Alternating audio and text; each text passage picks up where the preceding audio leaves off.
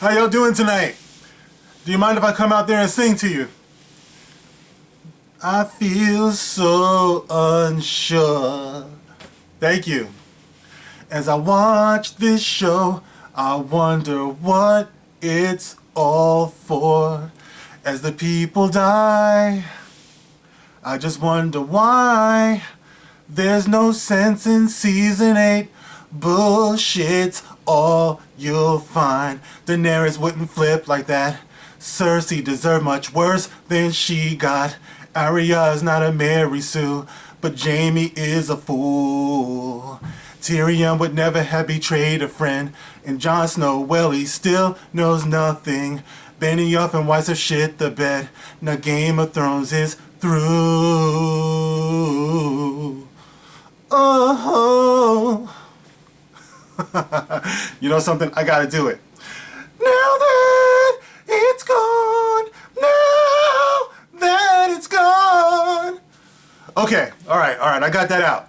What's up, guys? This is the Gospel According to Mark with a C. He is I, and I am he. Just taking some time to tell you exactly what's on my mind. And guys, we are mere hours away from the apocalyptic event that will be the series finale of Game of Thrones. Woo! Let me tell you something, guys. I have been watching from day one. I've been investing in all of this. I'm not going to say that I'm a Game of Thrones scholar. I didn't go to school to study Game of Thrones and all that stuff. Westeros, Besteros, Ponderesteros, I don't know. The Ponderosa, I don't know. I don't know all that stuff. But what I do know is that Game of Thrones has consistently been one of the, if not the best shows on television. The writing has always been top-notch. And guys, I want to start off with the positive. So I have to say a round of applause to the most talented cast of characters and actors you will ever see on television. Guys, I gotta give it up. I gotta give it up from the very first. Sean Bean, Peter Dinklage. What a signature role for you, my friend. Macy Williams, I became a fan from the minute I saw that plucky little girl. You know what I mean? Sophie Turner, Kit Harington, all of them. You know what I'm saying? Everybody. Emilia Clarke. The guy who plays Jaime, I can never pronounce his name. Lena Headey. I mean, all these people, man. Littlefinger, Missandei. It's like so many like iconic characters that these actors have brought to life. And these actors, I have to give you a round of applause. Over the years, you have kept me riveted. The writers, the dialogue has always been amazing. It's like I remember some of the lines, man, used to just blow my mind, especially coming from characters like Tyrion and Littlefinger and Varys. I mean, it was just always just amazing to me, guys, over the years. So when it started to decline as far as quality is concerned, it was most notable. And I do feel it had a lot to do with the fact that they went further than George R.R. Martin did with his books. You know, so it did start to decline until we find ourselves here in season 8, where the decisions that they've made creatively is just, it's really got us in a bad place. But like I said, because we criticize the show that we have, I just want it to be known that I always give credit to the cast, to the crew. You know, a lot of hard work has gone into this show, guys. It's like when you look at the dragons, when you look at the battle scenes, except for the ones that were very, very dark. It's like in the, of course, the Starbucks cup and everything. Everything has always been meticulous on this show. So it's like I have to give it up to you guys. Criticizing the writing, and I made a tweet about this, criticizing the writing does not mean that we just shit on the whole production. You guys have consistently done a bang-up job, and you deserve so much better than this, especially the cast. It's like when I look at the cast in season 8, I feel fucking sorry for them, because I see these people who are used to having poetry coming out of their mouths, and they're acting. I mean, this is like a couple of steps removed from Shakespeare. It's like the way this show is always played out. And these actors who are so classical in their training, to see them reduced to the things that they've been doing. Look, Jon Snow, how many lines has Jon Snow gotten this season? You know, for a final season, it's almost unforgivable. You know what I mean? And Tyrion, oh my God, it's crazy. All right, so you see this, and like I said before, I have the utmost respect for the cast, so talented, so much more deserving than what they're getting to wrap up this magnificent season. And of course, the crew, like I said before, what they've been able to bring to screen is nothing short of a miracle. So I just want it to be known that the fandom appreciates Game of Thrones. It's not about shitting on Game of Thrones. It's about you're supposed to go out better than this. It's not about what we want. It's just about what is credible. What is honest to these characters. And you must admit, Jon Snow not saying goodbye to Ghost is not honest to his character. This is what we're talking about. So all the critics of the fandom, please understand, this is not just about being hard to please. This is about people who are actually passionate. And I think that the split is right there. There are those people who are going to be swept up in the spectacle of it all, and there are those people who are going to hold it to a higher standard because we had the nerve to actually feel what you were giving us. And if we're guilty of anything, that's what it is. We're guilty of feeling it too much. And when you feel things, you shouldn't have people come to you and start belittling you and trashing you out just because you felt it enough to know when something is hitting a tone that is less than honest. You know what I mean? So here we are going into the finale of Game of Thrones tonight. And I must admit, I read the spoilers. I know a lot of you did, some of you didn't, so I'm not going to get into those. But should those spoilers come to pass, guys, I'm sorry, this is going to go down in history as the worst series finale ever on television. All right, and the only thing that separates this from, say, like the catastrophe of a Last Jedi with the lasting effects of it is just because nobody's going out to the movie theaters to see it, so there's not going to be any like real way of measuring the audience's dissatisfaction with this, because you're not going to be able to say tomorrow morning, it did so-and-so at the box office. There can be no boycott of Game of Thrones, and most of us are going to watch it because, let's face it, it is a train wreck that you can't turn away from. You know what I mean? So, yeah, people are going to be watching this. So, that's what we're looking at, guys. And, hold on, my phone's ringing. Let's see.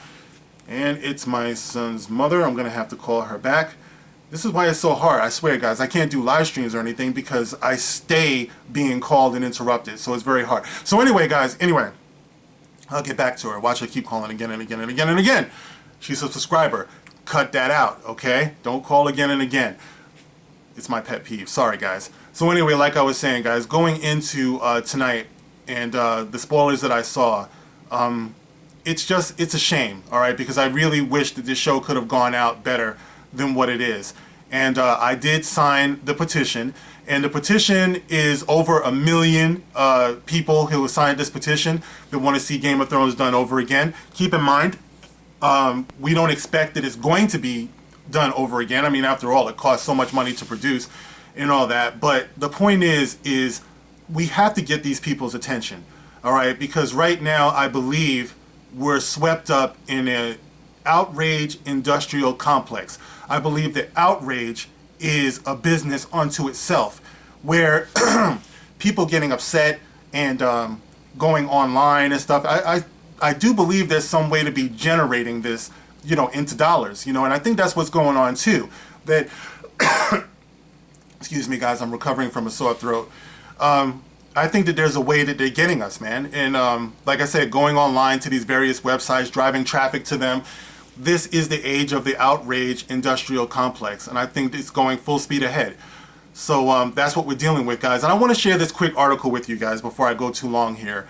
And this article I saw last night, and it's kind of preparing the fans for the inevitable letdown. I mean, no matter what they do, there's going to be a fraction of the fans who are going to be let down by this, and it might just be more than what they're willing to accept as acceptable.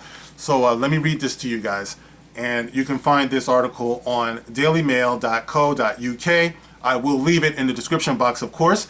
And it goes, Game of Thrones finale. Fans panic. Ending will be a massive letdown as plot details are leaked in a text message, and star Sophie Turner admits a lot of people will be upset. Okay? So Sophie Turner, that would be Sansa, is saying that a lot of people will be upset. And she's not the only one. There have been so many members of this talented cast who have been trying to prepare us for what we're going to see tonight. And it's deja vu, guys, because it reminds me of Mark Hamill, trying to warn everyone that this is not going to go the way that you want it to go. All right, it's hot in here, so bear with me, guys. All right, so anyway, it goes on to say, Game of Thrones fans are fearful Sunday night's final episode will be a major disappointment as spoilers continue to circulate and the show's star Sophie Turner confesses people will be upset by the ending. Viewers were seething during last week's penultimate episode as they watched Daenerys Targaryen, Emilia Clarke, become the Mad Queen. The Mad Queen. And guys, by the way, is she really insane if she very calmly said that she's opting for fear? You're like, as soon as Jon Snow rejected her, she's like, it's fear then. You know what I mean? It's not like she's like, you're gonna pay. No. She was like, it's fear. And then I think the episode before that, she said that meeting up with Cersei wasn't going to make a difference. Remember, this is what Dany said. Meeting up with Cersei wouldn't make a difference, but she just did it because she wanted the people to know that what's about to happen to them is because of Cersei. So she very clearly knew, to me, what she was going to do far in advance. To me, that doesn't say madness. That says that she pre-calculated. That says that she's evil. You know what I mean? It's just how she is. Madness, to me, it says that a person just reached a breaking point. You know what I mean? Like when you watch the Joker preview, for example, you clearly see a man on his way to madness. With Dany, we weren't given that process. It's like 1 minute she's the mother of dragons, she's the breaker of chains, she's all this stuff. Then the next minute she's burning women and children in the streets. You know what I mean? That doesn't, to me, say that she just snapped out. You know, it's just saying that she just made a decision and she just went with it. Y'all gotta die. You know what I mean? So, I don't know. If she's the Mad Queen, so be it. So, anyway, they watched Daenerys become the Mad Queen and murder thousands of innocent people in King's Landing. And ahead of the hotly anticipated final, social media is awash with comments from fans sharing their nerves as followers declare they aren't ready to be disappointed. Oh, but ready or not, here it comes. Season 8's penultimate episode, The Bells, gathered the highest or the biggest audience ever for a first airing of an episode Sunday, drawing an all-in figure of 18.4 million viewers, according to The Hollywood Reporter. And see, this is what I'm talking about. The outrage of it, I believe, is bringing more people onto this than ever would be before because it's being talked about. It's being complained about. You know, you have people who are signing this petition who never even saw the show before. You know, but this is what's going on. You know, they're turning this into an event merely by the fact that it's so outrageous. All right, so Game of Thrones star Sophie, who has played the heroine Sansa Stark throughout the series, warned a lot of fans will be left distraught by the ending of the HBO show. She told Sunday Times Magazine ahead of the finale, "It's a great ending from my perspective. It's very satisfying, but I think a lot of people will be upset too. I've just told Joe, that's her husband, but he's so mad at me. He loves the show." In the nail-biting finale trailer, Dany marched out to greet the Unsullied army against the backdrop of I almost said Knots Landing, that's funny, King's Landing burning. The Mad Queen showed no mercy when she rode her dragon Drogon and burned King's Landing to the ground, despite the innocent people surrendering to her. In a haunting scene, a disappointed Tyrion Lannister could be seen examining the smoky ruins as he begged the Mother of Dragons to have compassion and spare the innocent people. Alright, so they're also saying that they teased the scene of a blood-soaked Arya Stark watching the Unsullied as they welcomed Dany on the ground. Fans got a glimpse of the heart-stopping finale last week following the penultimate episode. Alright, I'm not going to read the whole thing. Like I said, it will be in the description box. But this is something that you don't have to be a hardcore fan or a member of any fandom. You don't have to be any of that to see what's going on in this show and to be greatly let down. I got a call from my ex-wife last week after she saw the episode, and she walks around with an old t-shirt that says Khaleesi, Mother of Dragons, Breaker of Chains, and all this stuff. You know, she's always been like an admirer of Daenerys. You know, so for her, it was unacceptable that this should happen. You know, she didn't see it coming. She didn't like it, you know, but she's far from being like some hardcore fan, you know, and this is what you're dealing with. You know, HBO and Game of Thrones and Benioff and Weiss. It's like you made a decision to have a shortened season after what, like a 2-year layoff? And you can definitely see the hard work that went into it. You know, like I said, from a technical side of things, everything looks crisp. It looks so believable. But at the same time, the writing, man, the writing is suffering. For some reason, it's just not connecting, and you really have to think about that. Especially when you have Benioff and Weiss thinking that they're going to jump from this over to Star Wars. Well, gentlemen, we don't need you. If you're going to bring this level of bullshit to it, it's like, stay where you are. You know what I mean? It's like, give a good quality product that actually says something about your capabilities and your talent. No, this is not a good sign. It's not a good look, but it makes perfect sense that Kathleen Kennedy would hire you now, wouldn't it? You know, you and Rian Johnson.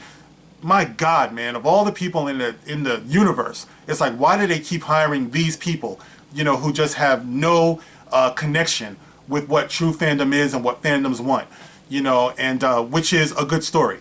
You know, it's not about what we want plot-wise. You can do that subversion of expectations in a way that's a lot more effective than just doing something that goes completely contrary to what makes sense to these characters. You know, but guys, this is what we're dealing with. And like I said, if the spoilers are to be believed, we'll be talking about Game of Thrones in a way that's not good for years and years to come. I don't know, guys. We'll see in a few hours. It's so hot in here. But anyway, guys, let me know how you feel about all of this. You can get in the comment section, leave a comment, like, share, subscribe. Guys, man, my sore throat is killing me. You can catch me on Twitter, and I will see you in the next one. This is the Gospel according to Mark with a C. Rock on!